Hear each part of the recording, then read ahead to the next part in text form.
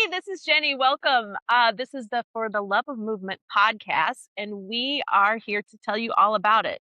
This is our first episode. Before we get into that, again, I am Jenny. With me is Robert Poe and Morgan. I'm sorry. I cut her off. I could just be known by one name. Like Cher. Morgan. Yeah, you don't need a last name.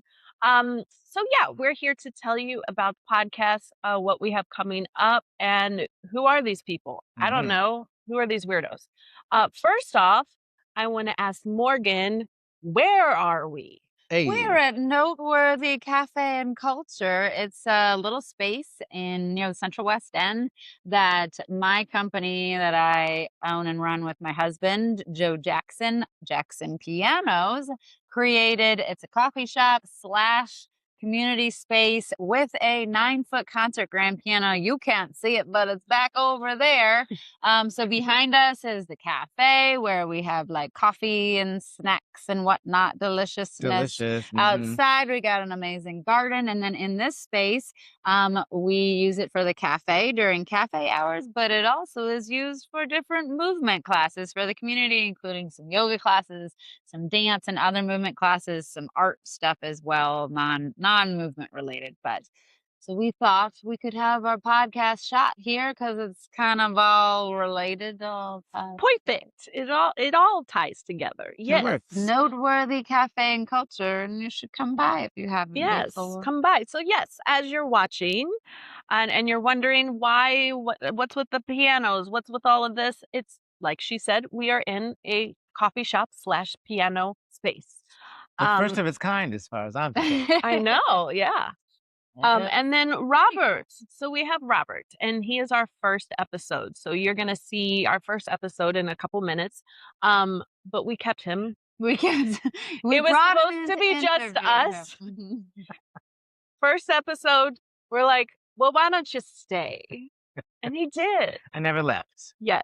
Yeah. Well, the podcast initially was just my attempt to get to hang out with Jenny and like trick her into it. And then when we were hanging out, I interviewed Robert. Then we plotted to get more opportunities to hang out with Robert by making him be a host. We're all doing this for friendship. Okay. We want to hang out with each other and you fellowship. And other movers because yes, then we found it's really fun. It is fun. It's fun to move. So a little bit about the show, the podcast. Hopefully, again, you're watching this. I understand people like to listen as they drive, but let's say you enjoyed the episode and you want to go back and be a part of the movement part.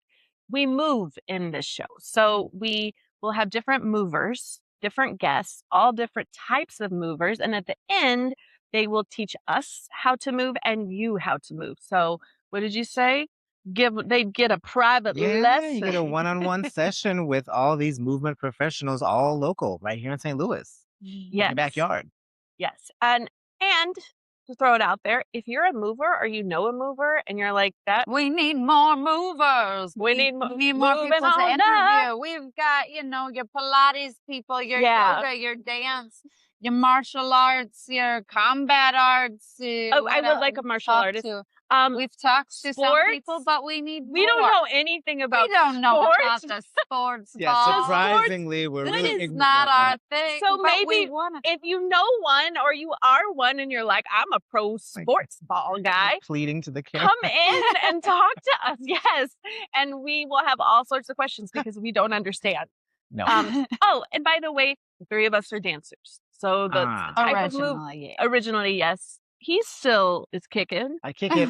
I'm still teaching, and then you are teaching. And I know she's still phenomenal, which makes me so mad. Like all she has to do is like point her foot and raise an arm. I'm like, well, there it is. Yeah. Yoga teacher, dance teacher, yoga teacher, ballet extraordinaire. All right, enough with the intro and what this is about and what we got going. Let's get into Robert's episode. Hey, enjoy. Da, da, da, da, da. For the love of movement, we want to hear what moves you. For the love of movement.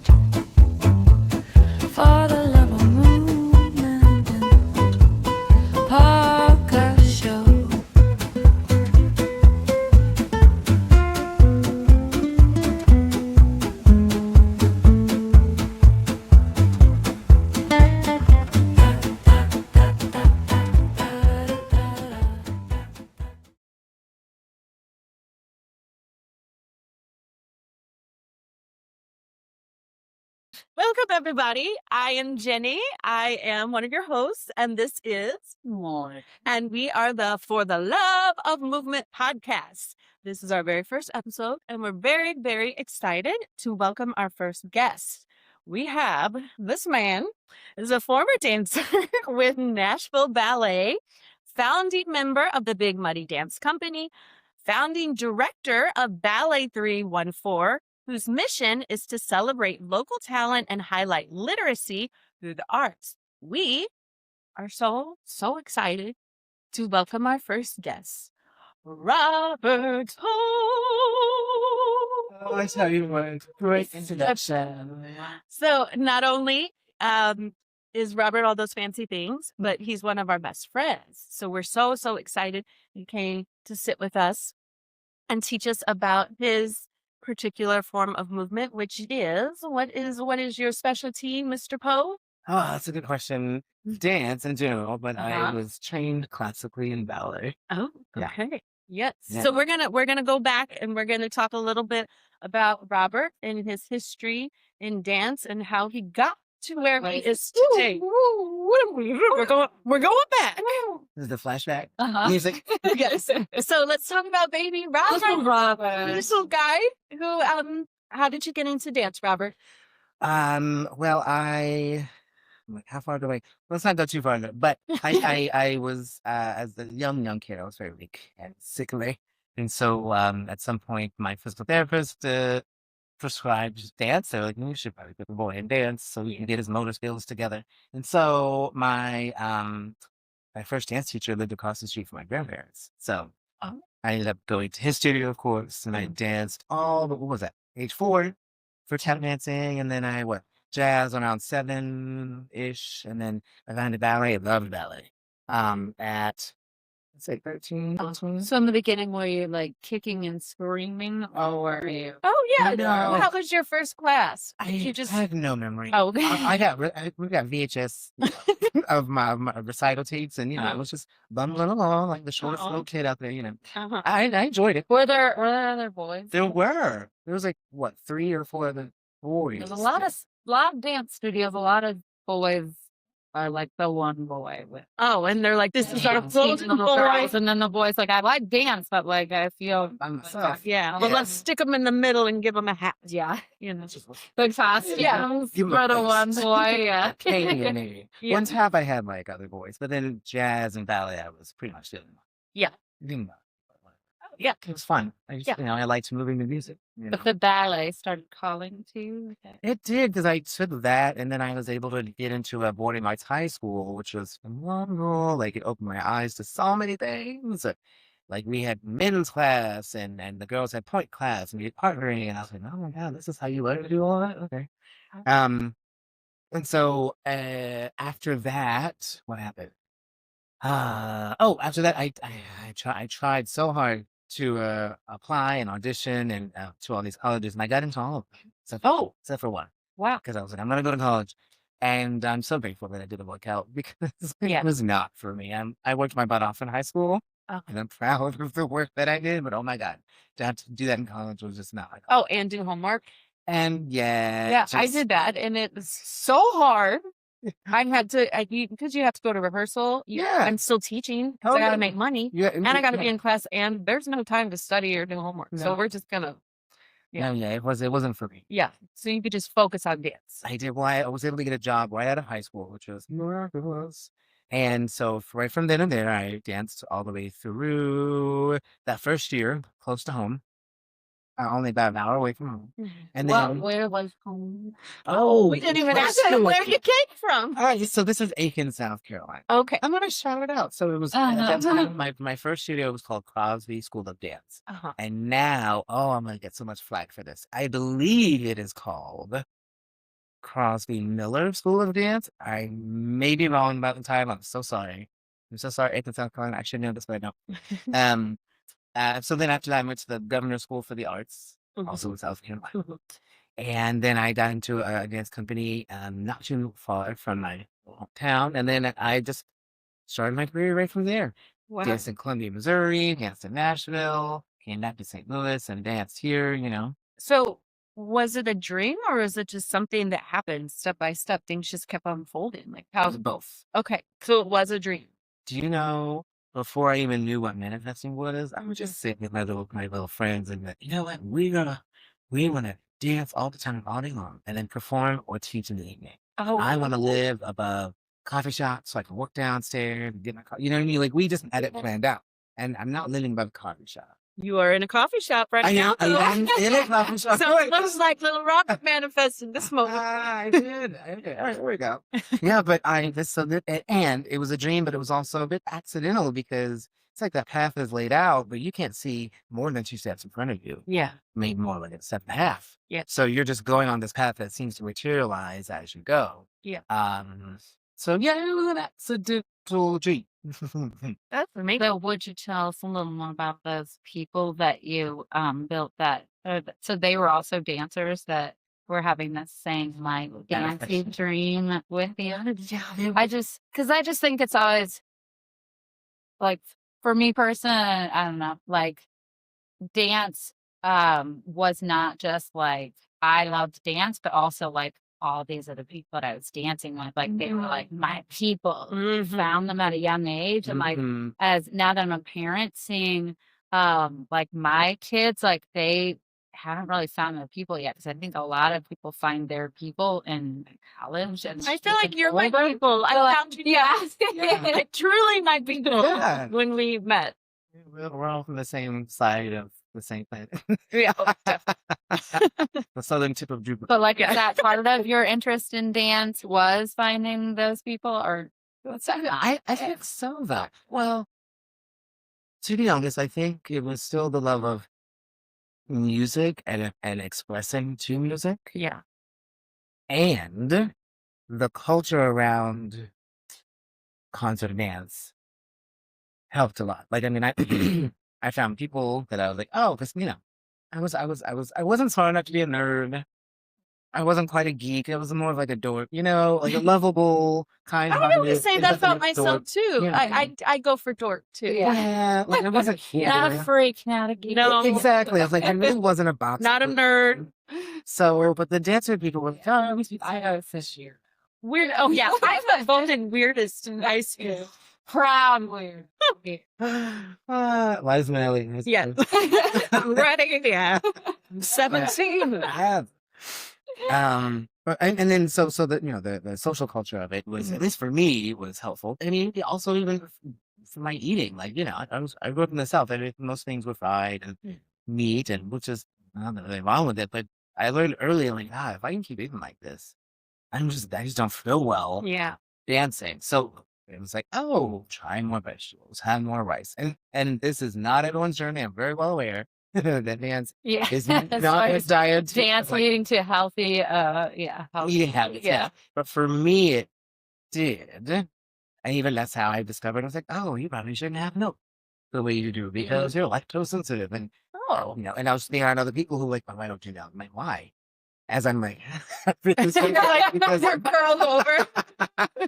so it kind of put things 2 and 2 together. Like, oh, you should. Made you connected to your body and Yeah. yourself. You're like, And oh, it showed me options too. It wasn't like, sure, I mean, you shouldn't have milk, but what else do you do? Okay, we'll try soy milk. Try, was it that lactane? yeah. that stuff is delicious. I don't know if I've had it. That's how I started. Anyway, Anyway. we're sponsored by Lactate. Right. No. But I mean, if they're interested, we're here. So in a way, So many people. I found. so you found your people, I did. and that was a big part of it for you. It was.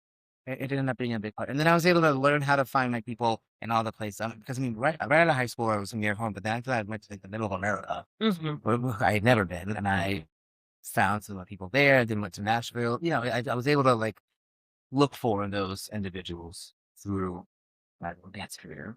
Yeah. And I landed here in St. Louis. I found y'all. And where was that? This was at Yeah. when was this day? 2000.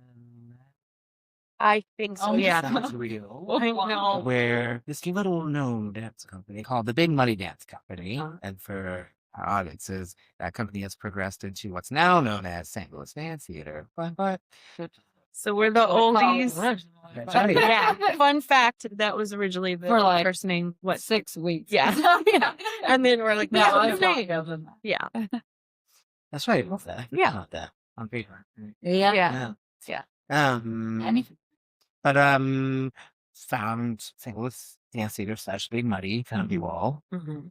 And I feel like I discovered a way to, because I did a lot of ballet classical work up to then, and I'm not going to pretend like I had a lot of like jazz or modern training. Mhm. The repertoire that company did gave me the training that I needed, if that makes sense. I had to like learn how to do other dance styles that, and that's not to say I didn't have, I had training as a kid of these styles, but not as an adult within my, performing career. So coming to Big Muddy / St. Louis Dance Theater, it's because you remember like we would take ballet, we would take jazz, we would take all these classes, and then the repertoire, contemporary, and the Modern, repertoire. yeah. was Well, I don't know if the listeners know necessarily the difference between Contemporary and classical ballet. ballet, like classical ballet company like Nashville Ballet, and then Yeah.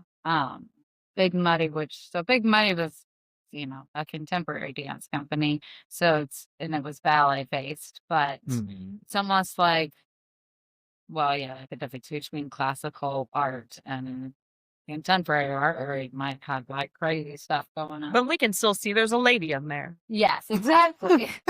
Oh, She just has some weird hair. Yeah. what was cool about the company at that time was that the repertoire was like the company wasn't going to do like a Swan Lake. We weren't going to see a point shoe or a tutu on stage unless it was specifically quirky or not meant to be traditional. But the repertoire, I mean, you would dance to like what was it? What was More contemporary music. Yeah. like you had all this like fascinating music. We had how Frankie and Johnny. Yeah, so we did more like almost like musical theater type It was style very too. too, yeah. But then we do that weird contemporary where you're doing all this Yes. crazy stuff. Exactly. Body and the music's like, wow. So Right. that's my way to describe it. Yeah. And doing that repertoire again, like I said, just like I feel like it grew all of us. We all figured out Oh, yeah. how to be You adaptable. just have to pay attention. Yes, pay Yeah. attention and be a chameleon. Yeah. Because what you might have brought to the last choreographic process might not be directly translatable to the current piece that you're rehearsing. So you had to figure out, well, what can I bring with me? What do I need to like leave behind? Because no, I don't need a fifth position. No, like, or you just need to throw it all out the window and drop into the floor and bend your knees. And Yes. everything you ever learned is just out the window and you can't look at the mirror Right. Nothing makes sense. and nothing makes sense. Yeah. So I don't know. I credit that with that time at Big Money as being a big eye opener, I guess. Yeah. Yeah. I think a lot of people during that time within the shutdown that was supposed to be 2 weeks. That's what we were telling ourselves. Oh yeah. I think a lot. I was all for it though. I was like 2 weeks. Well, I'll take a break. I know. Great, Oh my great God, idea. I need a spring break anyway. Let's do this. Yeah. Yeah. And then I'm like, oh But I had time, some self-reflection. I was like, you know what? I need to do other things. It's time. And around that time, before then, I had been in conversation with a good friend of mine who came. I said I just never. I met her in Nashville Ballet, and then we separately, but at the same time, journeyed to St. Louis together. Yes. Yes. To dance for a dance company, and we had just been talking and like maybe we can create a dance collective ensemble, something, maybe perhaps.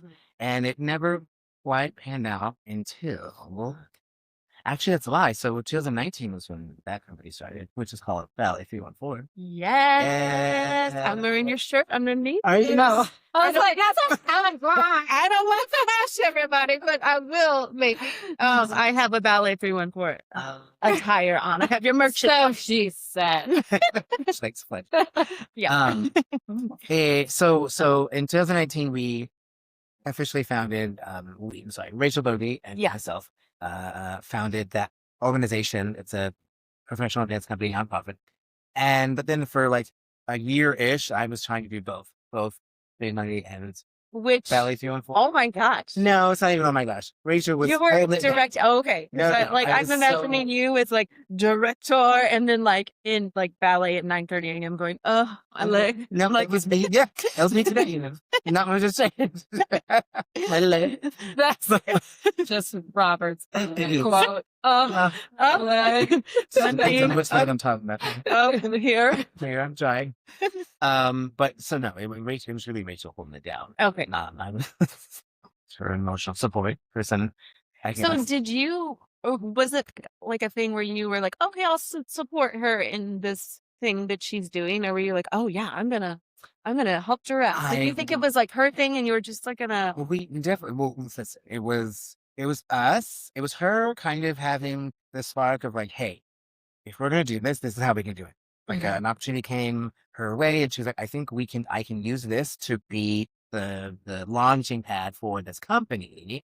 And I was like, okay, I'm in. So it was a I'm supporting you, and I'm also in this with you, but I'm still performing and doing my best over. You know what I mean? yeah, So because that's it so wasn't. time consuming. It And I'm wasn't. sure you were teaching at the time too. Oh yeah, and like I said, I wasn't really as involved and as helpful as I would like to be. And I was, that Yeah. what is that called? You don't really Invested.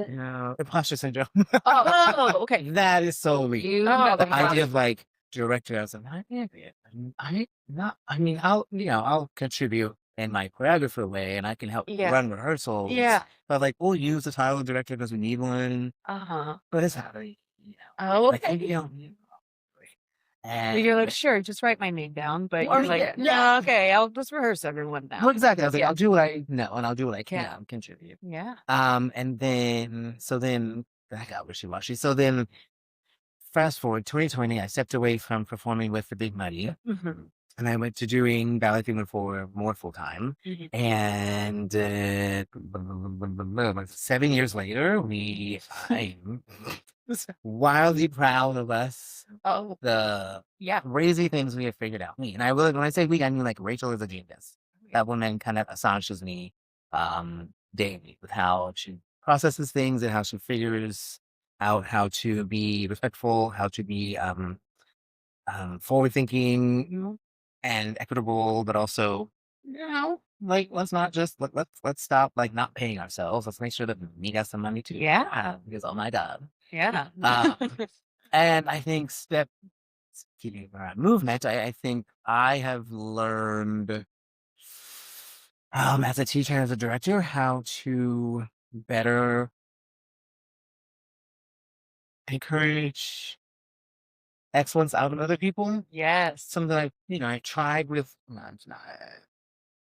We're all teachers, Mhm. so like I had been teaching Mhm. long before Ballet Theater 4, but I think standing at the front of the room of a company that's quote unquote mine, right? Yeah. Mine and Rachel's, that gives you more responsibility to shape the culture, to shape the movement aesthetic, like Mhm. who are you working with, how kind of movement do you want to have. And I watched Hala Young David is the founder of the Big Mighty Dance Company. I watched Hala the Hawk, just how she got all of that. Which then at the time you didn't even know that was your future, did you? I did. I would have denied it. Oh, I I love was like, you that. lie. I'm not doing that. No, that sounds exhausting. Yeah. But like if you look at the three of us, and we're not standing up right now, but Yeah. I'm quite short and you both are quite tall. We have different like proportions of body, we have Yeah. different movement backgrounds, but we all dance on the same stage together, the same choreography. Mhm. And the point is, you better be together. You better Yeah. figure it out. Yeah. And I watched her do that to a wide range of dancers and just make them cohesive. And I found my own way to do that, And it always comes up for me, it always comes back to music. Like the music is the one Yes. thing that's Me gonna drive you. too. That's So, what like, drives me. yeah. So you've gotta understand. It drives me Especially- emotionally too. Like, Yeah. all of it. Yeah. You've got the entire room. That's been another thing though, is getting an entire room to respond to music in a similar way while staying individualized. Like you're gonna do it the way you're gonna do it. But we all have to agree on the moral of the movement. Moral is this is a fast arm. Boom boom. Right. Yeah. Not like boom, boom. Yeah. So yeah, I don't know. Being a director helped me communicate those things. I love that. I wanted to talk a little bit about imposter syndrome. Do you feel like that's something that you still struggle with, or do you feel like you really like stepped into Robert? Both. Yeah. Good. Both. And I think it's just a thing of like the further you go down to whatever path you're taking, you're gonna come across newer things, bigger things, more complicated things. You're like, I can't do this. But then you are able to be like, oh, in the past I figured this out. Yeah. So just do what you do. Yeah. One example last season, it was this season. We are still in the season. Our fall performance, I choreographed something, and I had ideas in my head, and they were conflicting of like, what do I want this to be about? And I had to kind of just release some of those expectations. Be like, it doesn't need to be that deep. Yeah. Pick the music you want. Yeah. It doesn't have to tell some sweeping story. There's underlying narration that I understand, that I understand, but is it important that the audience understands all those things? No. Let's just let the music be, let the soundtrack be the star of this piece. Yeah. And once I was able to say that to myself and then go into the room and then just kick it, hit it, cook it. Kick it. Make it work. Right. Instead of like, okay, the dancers are still. I You're understand. trying to make up Yeah. steps and we changed again. Oh, you don't want to waste everyone's time. Well, I got so much time together. That obnoxious. Yeah, you put all that pressure on yourself. Like every movement, every part has have meaning and depth. And it's like it doesn't, because you have this movement that you're doing, you have this amazing music, and you just want people to feel something, which they do. In that. And once I was like, well, what do I want them to feel? Versus like, what do I want them to experience? Like, well, I can't, I can help that. But what do I want them to feel? Yeah. What do they need? Do they need to be like this? When they sit and watch, or do they need to be like this? Or And feeling exhilarated. There was, Yeah. I do. Sorry, I just want to go a little off track. There was one thing you choreographed. I think it was one of the October shows, but it was so much like sweeping movement, people moving across the stage. It was in like a black box theater, but I was sitting in the front, but I was like, it felt exhilarating. Like I felt like I was on a roller coaster. You know what they're wearing? Well, it was October, so I felt like it was was it like the Edgar Allan Poe, Yeah, yes. Poe times 2 or something? No, Post Bird. That's what we called it. Post Bird. Yeah. Yeah. So it was one of those pieces wow. that I did. I didn't know what it was about, but I was like, woo, Yeah. my nerves. It gotcha. Yes. So Not like Bad Bunny's concert. oh my gosh. You didn't have to understand it and just knew it and felt it. Oh my God, I felt all the feelings. It was thrilling. I watched it like 10 times. Don't tell anyone. Over and over. Thank you, Venus. Yes, that's it. So yes, I love it. Real quick, I just want to talk about what you have coming up for Ballet 314 for the people so they can experience this. Listen. What you got going? Listen, I'm gonna, me and dates since it's It's okay. School You was like can look it up. torches. You can. We all have Google. Let's not act like we don't. But we're going to talk about what he has coming up. You see? We don't need dates.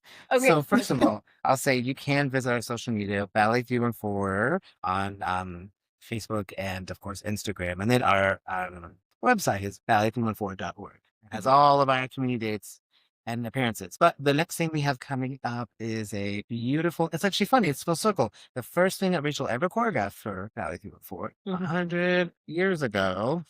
It's a little ballet called Ensemble, and then kind of details and takes you around the different sections of the orchestra. And she's like blown it up and made it even more educational. It's really, really cute. It's really cool. It's hard.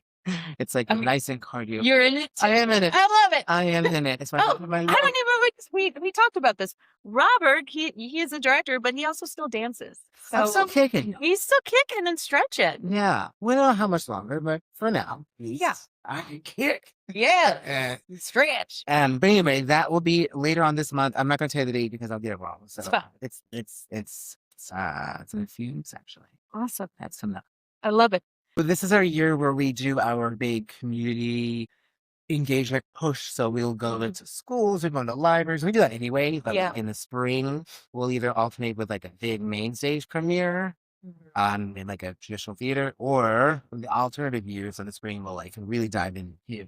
It's a good way to make sure we remember, like, the first performance we gave was in a library. So like, no matter how big we get, we still gonna come to your library and dance. Oh, I love that. and we'll draw you out of your little neighborhoods too. Say, well, would you like to stay local? Yeah. But we'll draw you into our theaters as well. We'll always have to. Oh, I love it. I love it. Yeah. Okay, what I think I have something else about the ballet 314.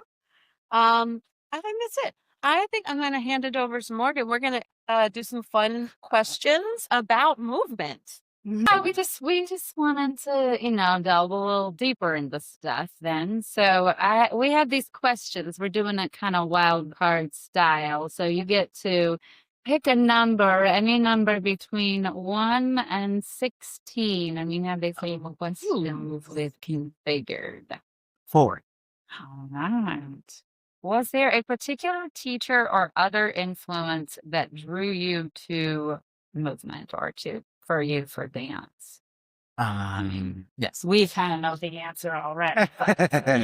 But they don't. I'll give you 2 answers. So drawing me to movement, like the first classes that I took was my very first dance teacher, Carl Crosby, the late great Carl Crosby. He his resume, like I had a look at it.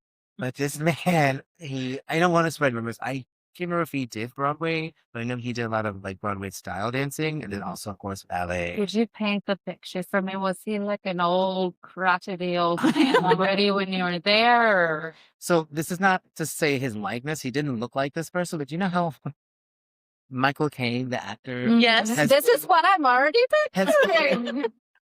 not to be disrespectful, he's been old. Yeah, my his whole life. entire life. Right. Yes, So his that- entire life. His entire life.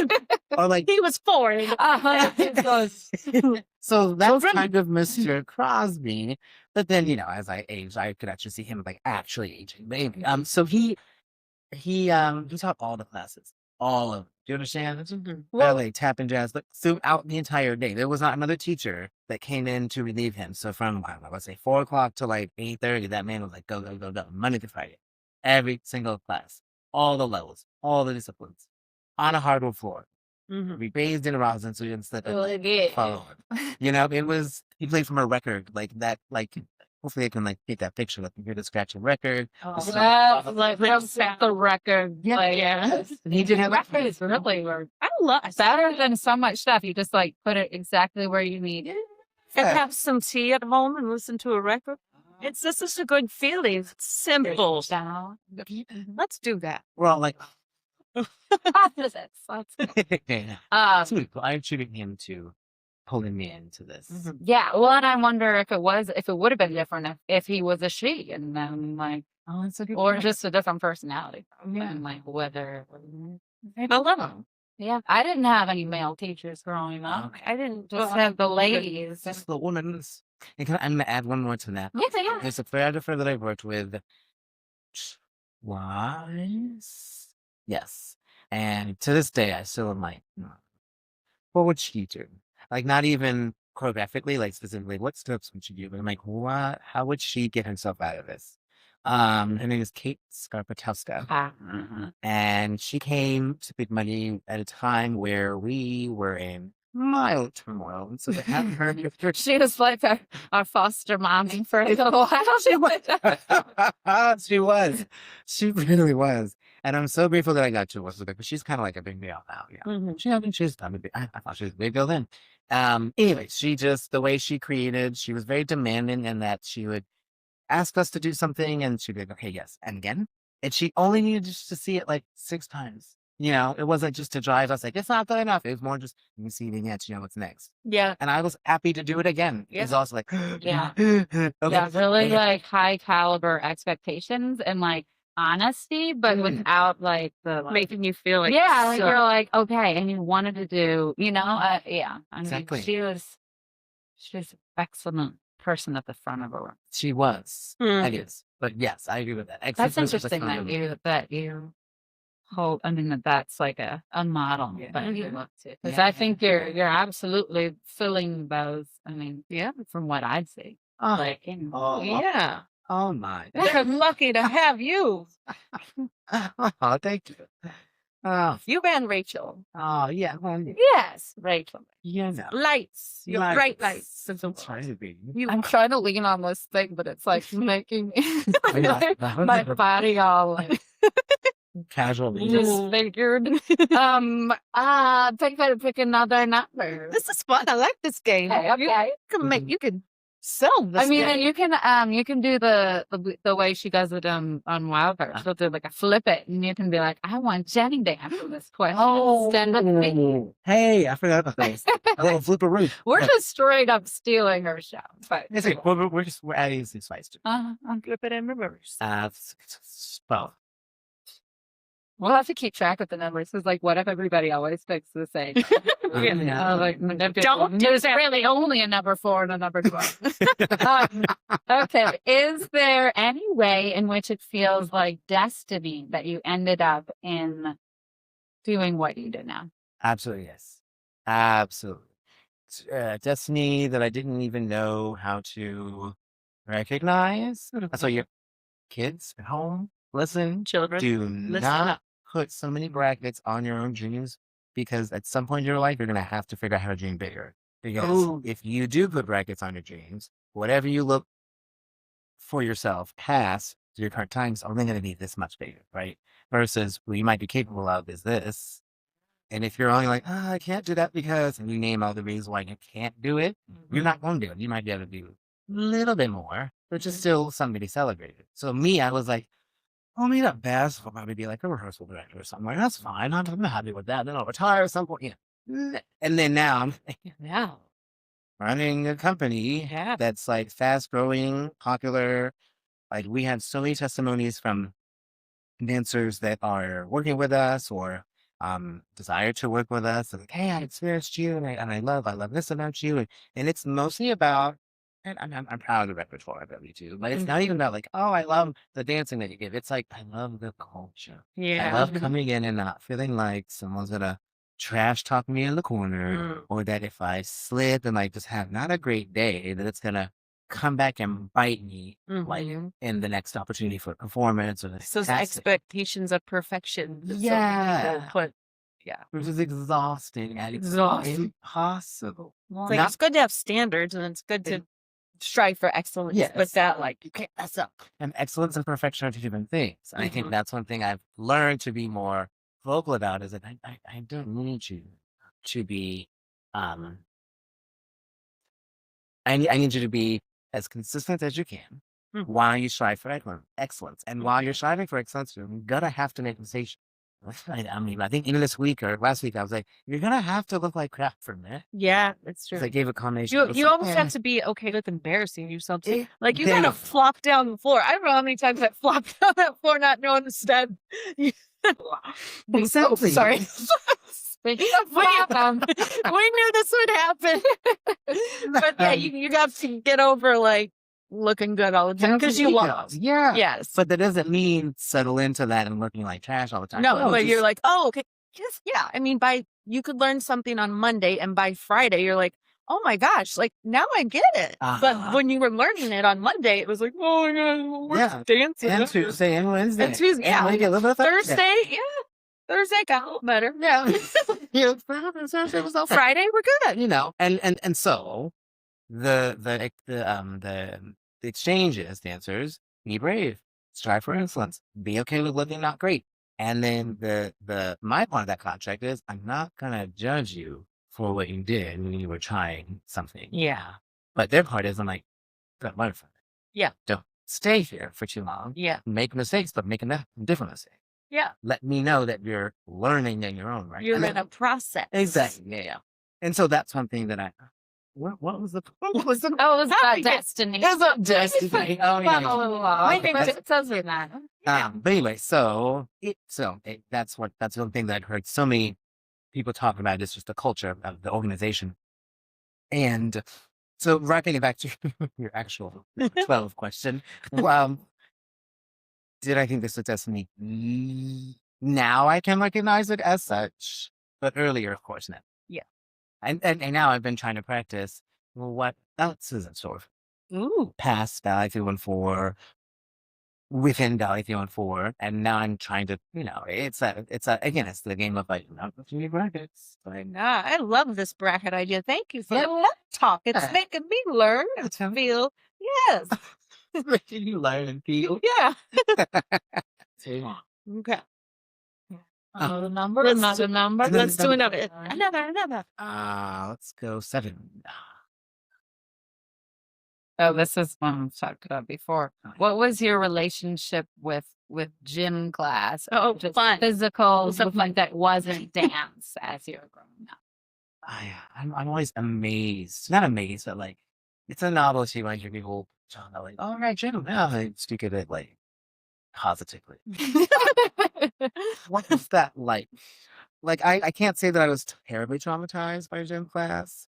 Like we never had like the whole shower thing and whatever. Like Jesus. Shout out. Like, Or like we never had to like shower. Like, honestly, I'd just bear it all right in front of a bunch of And like the worst age to do, like I don't know. I'm not gonna go that. But for me, it was the biggest thing was I can't remember some of the details because I probably like blocked it out, Yeah. disassociated, just like survived it. But we would have these weeks where we were concentrating on certain sports, and I have a vivid memory too. One of them funny, one of them not. I was doing football, and I'm like, okay, I didn't. I was like, I would rather go tap dance in a studio. Yes. But I remember somehow the ball coming into my hand for football, and I remember running.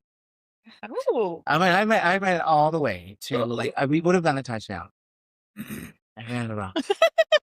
I ran around, and I will never forget this. This one dude was like, because everyone was like, the other team was cheering, and some guy on my team, he was like, "Don't even do that." He was like, he doesn't know any better. Like, he was like, he was irritated, but he was also like, in his way, I think, defending me. And then I heard like just like a movie, like some guy behind me is like, he runs funny, but he sure runs fast.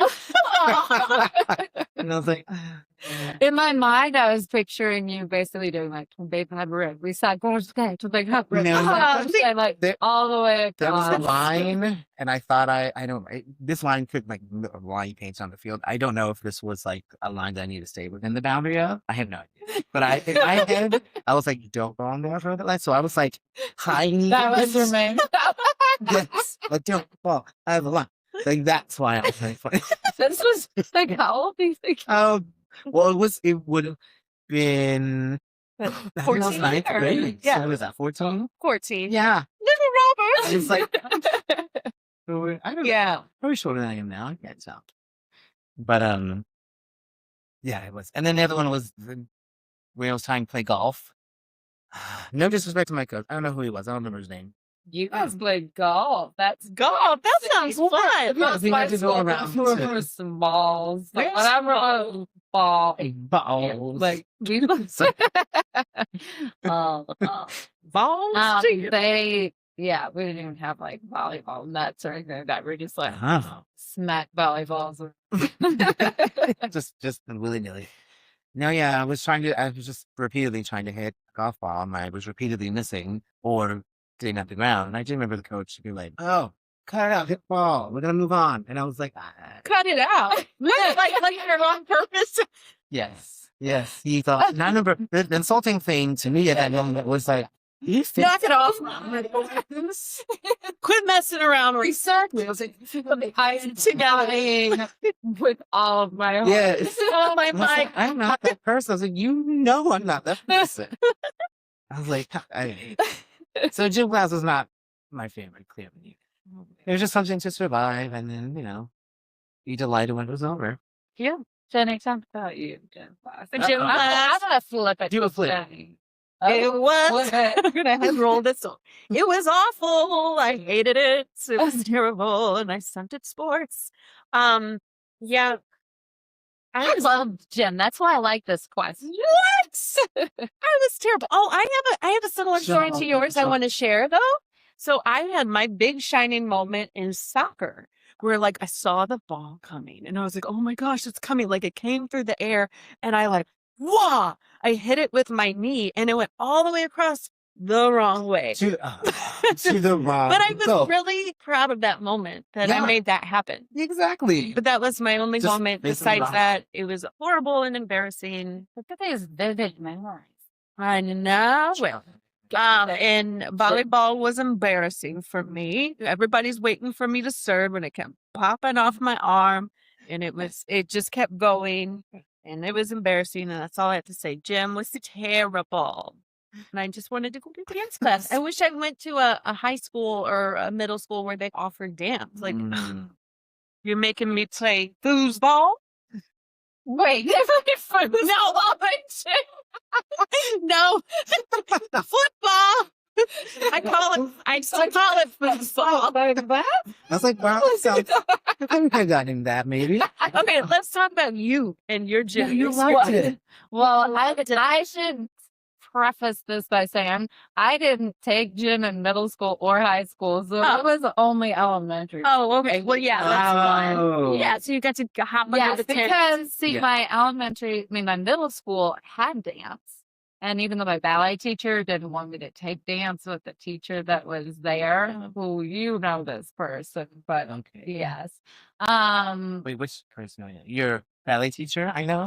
Yeah, I do. It was a way to get a free A, so I just like sat on the floor and told him that my ballet teacher was wanting me to take the class, and he knew her. So anyway, I got okay, if you don't got an A, and then high school didn't have gym, and then I went to ballet boarding school. But anyway, no, I was the fastest girl in the class. Yeah, you were. But I'm only like one of the girls in my class. So Yes, that's the fastest. I've only recently been like, was I actually fast at all? Because like, I'm still the Kind of have a very feeling, small. Morgan, you were. Well, based on how fast my son is, I Yeah. feel like And, I probably was. You got the long legs and you got these tiny little ankles, and it just I think it would make you go fast. See, I'm not fast.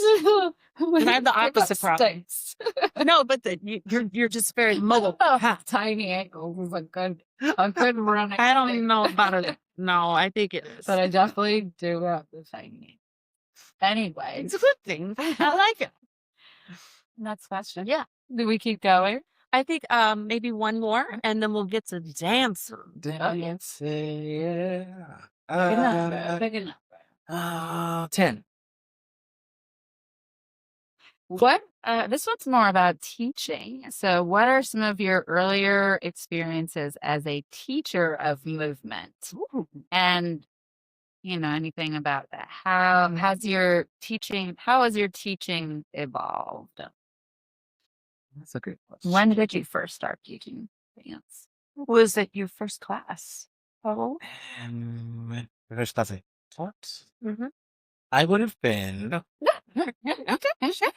I'll just jump over here. You two birds. I'm trying to think. This may not have been my first class, but I'll say it's the first class that I remember teaching. I was out of high school. I was dancing professionally, and my best friend invited me to a class at his studio when I was off season. And then that studio owner was like, "Oh, would you like to teach a class?" I was like, "Oh, would I like to teach?" Yes. And I do remember, I was nervous, but it was a very, listen, the studio was like, these kids came out of there who know their stuff. So I was like, "Oh my God, this woman's a teacher." Um, Did you have like fantasies about being a teacher, or was it sort of like, a teacher? I could be a teacher?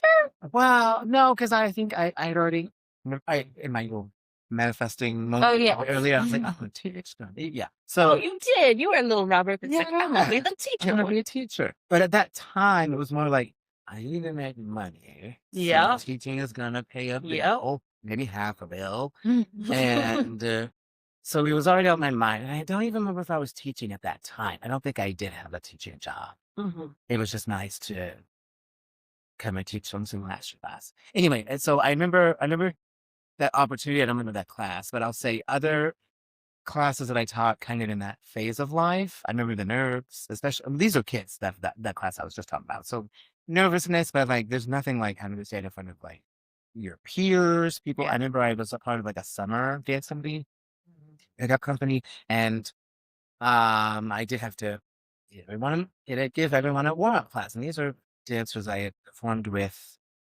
They're older than I was, had been dancing much longer than I had.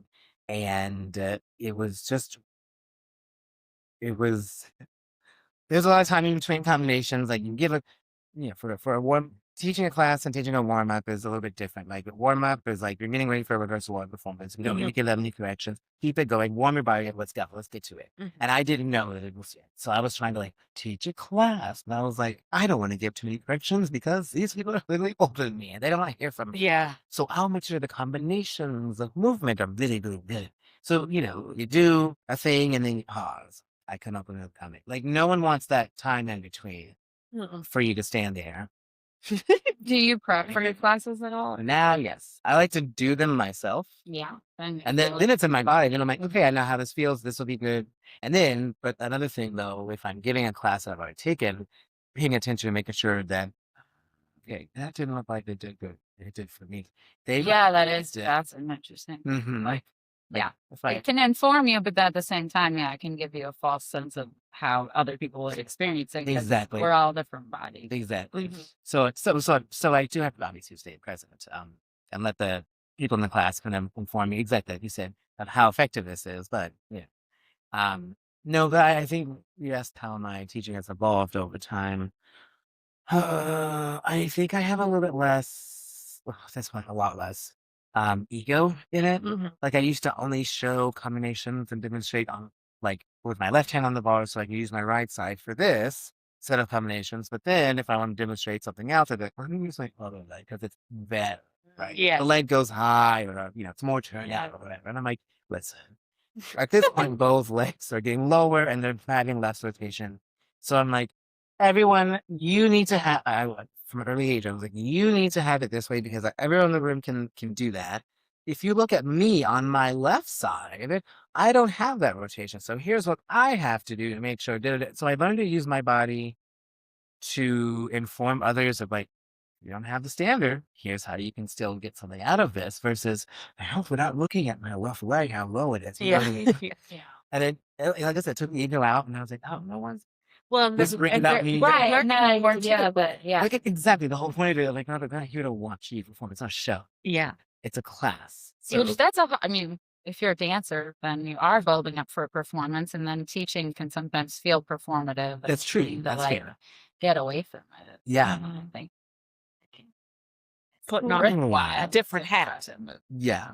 So that's fair. That's a fair assessment. Is that it is performative. So you need to, at least for me, I mean, I do have to be ready to be in front of people, prepare myself in a certain regard.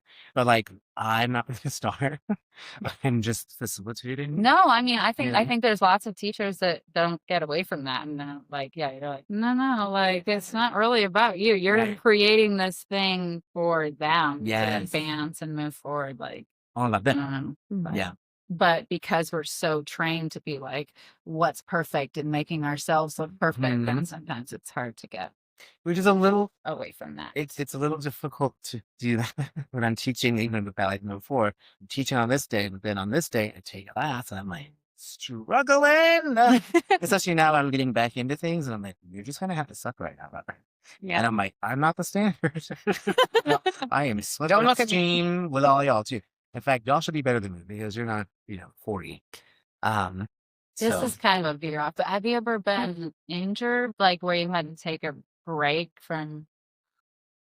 no, Is it? I don't know. but I've been able to tailor things. Like I've had chronic things, but nothing that like took me out of show. Yeah. But there's some things that like you need to get this under control because you're gonna break something if you don't like figure out what's wrong. And so that's kind of where I was in nutcracker. I was like, I'm dying in December. So then I came back into, the new year and I was like, if you want to hit the stage in the fall, please, I'm gonna perform in like a few days. but it's, if you want to hit the stage in any capacity, you've gotta like retrain. And so that's where I'm at now, which is very humbling. I'm just like, can't go as fast as them. Can't jump as high. I'm like crawling off the stage. My dancer's like, I'm like, yeah, it's okay, laugh, it's fine.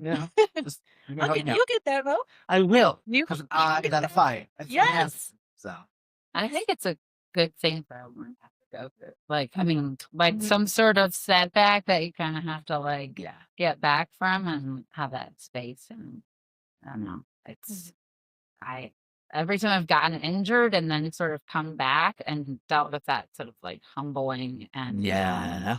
like I don't know, it's good for you. It's like a ego death. Yeah. I love it. Another one, right? Yes. It's like, it's just me and I'm doing my best. It's Rise from the fetus. Okay, so on that note, let's move. All right. So this is our fun part of the podcast where we will move and we encourage you to move. So if you are watching this on video, get on up out of your seat and you can learn a little movement with us. If you're listening, we'll try our best to describe what's happening, but you can always go back, look on YouTube or whatever, wherever we have it. And we encourage you to watch this part of the podcast so you can learn this particular type of movement, which is ballet. And Robert is going to take us there.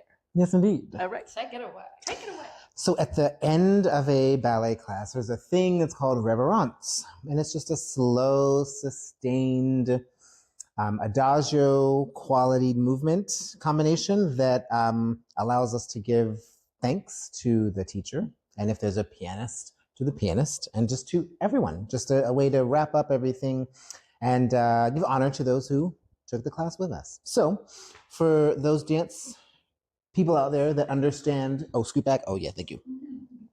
For the dance people out there, we're gonna start in a 5th position. And for those of you who are not dancers, I've got my right leg in the front and my left leg in the back. And it's that stereotypical ballet position that we've all seen, that we all like to imitate. And if not, you can also stand with your heels together and your toes apart. There we go. I'm taking first. There you go, in first position. So we'll start. You're gonna in a wheelchair like me, yeah. Chair ballet. So the first thing we'll do is give a plie. Plie is the French term for to bend or to fold. We're going to bend our knees. You have your both arms circled down below, and you're going to reach the right arm down and up as you bend your knees. As you stretch your knees, the arm comes up, and it makes a half circle overhead. That's the right arm. You do the same thing with the left arm. Down as you bend your knees, left arm comes out and up and makes a circle at the top. And then the arm's going to come out to the side. You're going to bend your knees. Arms are now all the way down at the bottom. And you're going to go up on the pads of your feet, releve, arms in 5th. And then from here, we're going to come down on the front foot. We're still going to bend the knees. Arms come down out to the side. The back foot is now at the ankle. We're going to do a pas de bourrée, back, side, front. Left leg goes back, right leg goes side, left leg comes front. And we're going to plie again, bend or fold. And then we reach the front foot, this is the left leg now, out to the front. The right arm came overhead. The left arm opened out to the side. And here's the stereotypical reverence. I'm going to bend my standing leg, which is my right leg. My right arm comes down through the front. And then I'm going to tip over like I'm reaching to tie my shoe. Both arms are extended. Oh, my knee pumped. And I'm going to come all the way back up, stretch my knee, and I'm going to slide that leg back into my 5th or 1st to finish, or do the same thing on the left side. So I'll talk you through on the left side because now we have the left leg in front. So that's one plie, left arm goes down, out and up, I stretch. One plie, right arm down, out and up. Both arms from the outside, demi-plie down, releve up. This is called sous-sus, don't fall over. And then you're gonna go down, plie, coupe, right leg is back, right leg goes back. Left leg side, right leg front. And I have one more plie. I'm going to reach both arms, right arm side, left arm up. Here comes that reverence. I plie, left arm comes through the middle. Both fingertips reach out. And then we come all the way back up. We slide that right leg into 5th or 1st to finish. Oh man, that was simple but exhausting already. That made me tired. I know. Let's put that with music. I'm going to come off camera. You saw tomorrow. All right, I'll talk you through. Okay, we start. We have demi-plie down. 1. Right arm comes all the way up. Left arm down. All the way up. Both arms off the top. And we plie. We sous-sus. And we plie coupe. We have our pas de bourrée. And then we tendu front. Here's your reverence. And we close, we're gonna go same thing left. So left arm goes down, out and up. Right arm down, out and up. Both arms from the outside. We rise up, Onto the front foot, plie. Here's your pas de bras, back, side, front. Here's your tendu, and here's that reverence. And then you close. I bet that was nice. That was lovely. And like I said, sorry. Yeah, go ahead. And like I said, that's the way most ballet classes end. Oh, no, sometimes I don't give a reverence because there's not time. But in a traditional ballet class, that's the way to say thank you to the... Oh, we have to bow. Oh. At the end of a ballet class, you can put your feet together, one arm up and a bow. Or should you decide a curtsy, you can stand on one leg, have the other leg behind you, and a nice gentle curtsy. That's how we end the ballet class. With a little applause. Yay! Yay! And we curtsy to you, Oh. Robert. And curtsy to the audience. We Thank curtsy you and so bow. much. We are the For the Love of Movement podcast. What else you gotta say, Morgan? Nothing? Okay. Thank you. Thank you, Robert. Thanks, ladies. And thanks for moving with us. Yeah.